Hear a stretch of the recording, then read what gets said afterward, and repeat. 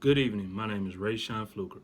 I will be giving you a presentation of my research paper, The Effect That Homelessness Have on Children.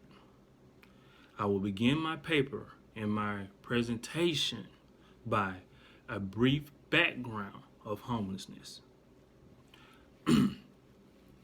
People who are living in a place not meant for human habitation in emergency shelter in transition housing are exiting an institution where they are temporarily resides.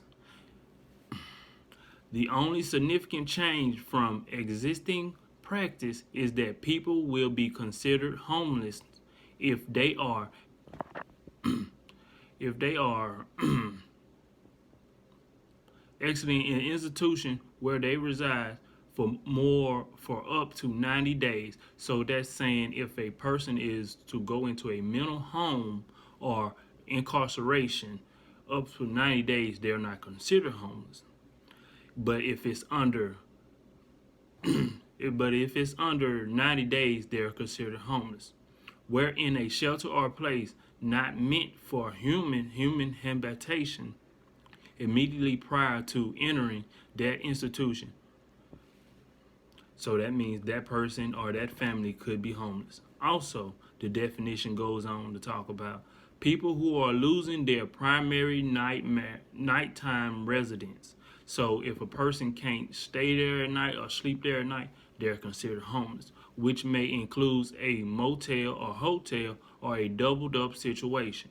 Doubled up is if you're sleeping on a family member's couch or a home, you stand in a family member bedroom, and it might be 12 people in a 2-bedroom. Within 14 days, lack of resource or support networks to remain in housing. HUD has previously allowed people who were being displaced within 7 days to be considered homeless. The purpose regulation also describes certain documentation required for this category. Families and children are unaccompanied youth or who are unstable housed likely to continue in that state. This is a new category of homelessness, and it applies to families and children or unaccompanied youth who have not had a lease or ownership interest in a housing unit in the last 60 days or more, have had 2 or more moves, disability or multiple barriers. They might have disability or multiple barriers. People who are fleeing or attempting to flee domestic violence have no other residence and lack of resource or support networks to obtain permanent housing. This category is similar to the current practice regarding people who are fleeing domestic violence. So I just gave you guys several definitions of homelessness because it's so broad now that you can't say, well, I just don't have a house, I'm homelessness. But what if a person who's sleeping at mom's house with his 6 kids, they're considered to be homeless?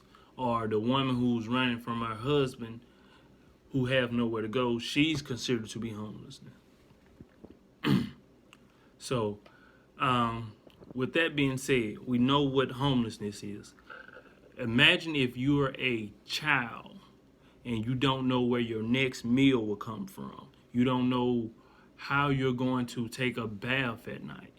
What would you think about when you go to school the next day?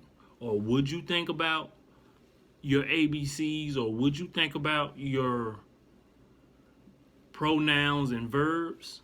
That's hard for a child to think about when they don't have a stable home.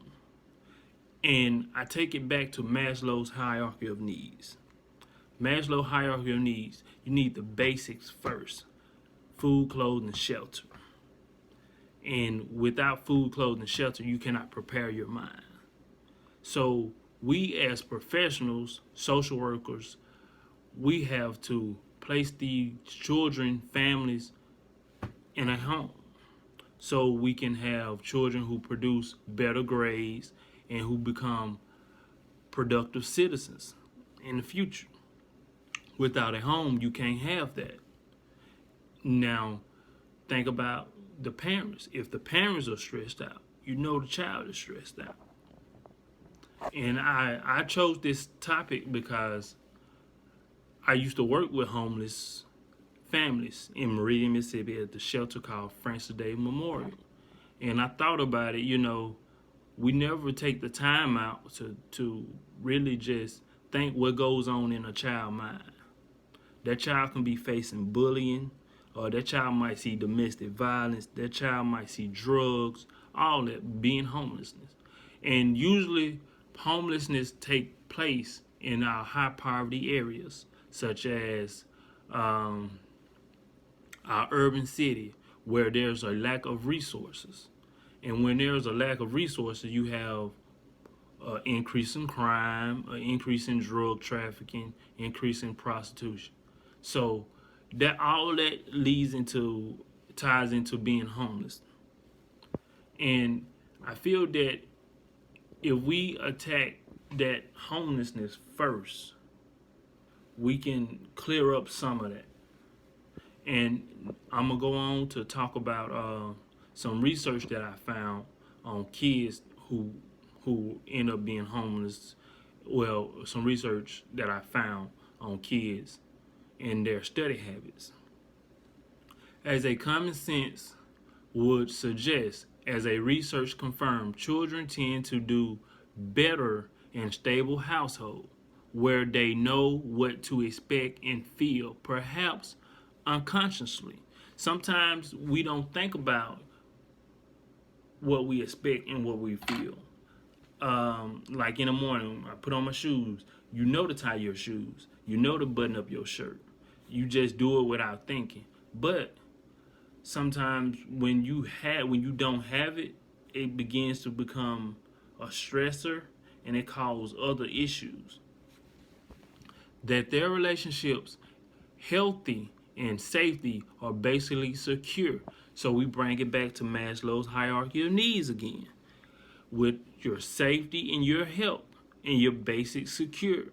So once we take care of the homelessness issue of putting that child right there, putting that child in that family in the household, you'll begin to see an increase in grades, increase of better behavior issues, better mental health status. And I'm a steer away for a minute, but I'm gonna come back. Okay, I think about when I was working at the shelter. HUD always told me to place a person in the house before you get that person a job.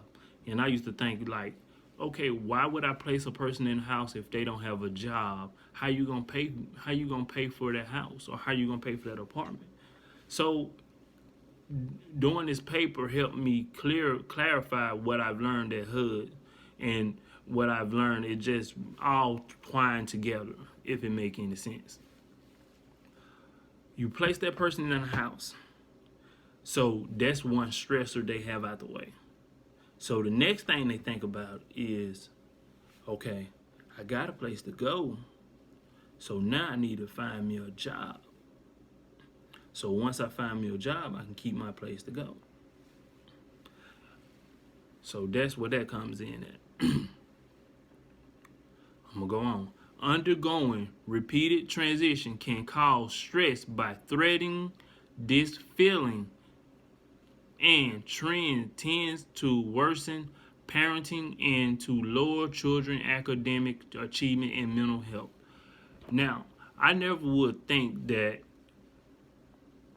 being homeless would have a effect on a person or a child mental health. And doing this research, it helped me realize that it did. Depression.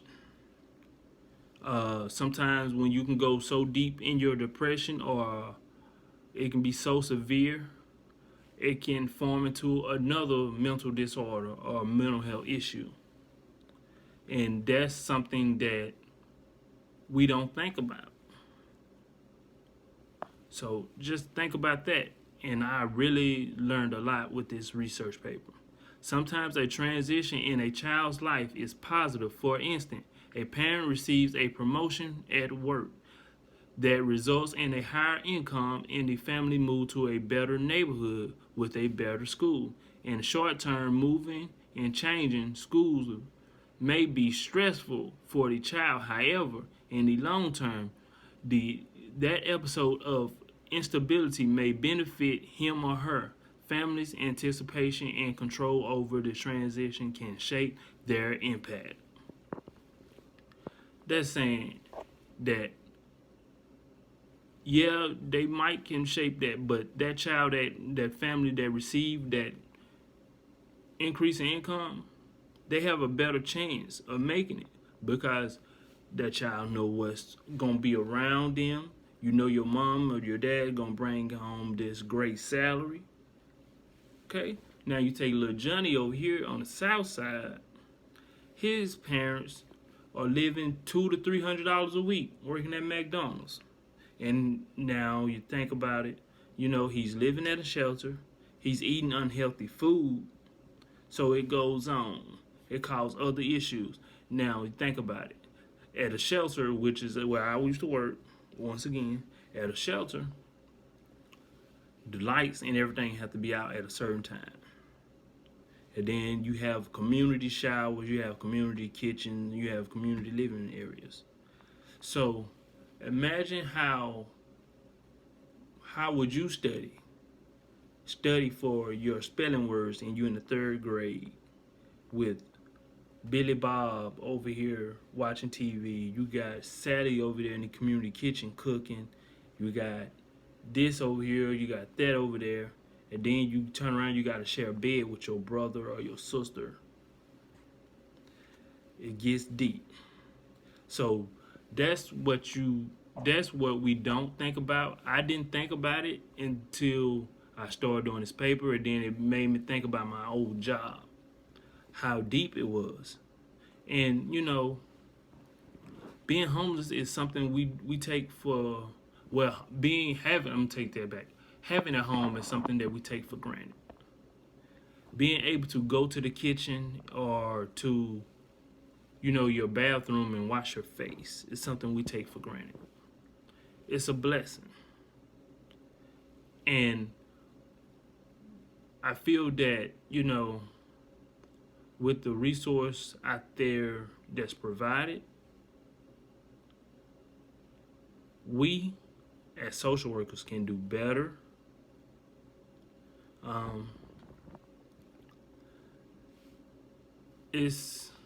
It goes deep. I'm just lost for word because it goes deep. And thank you for my research paper.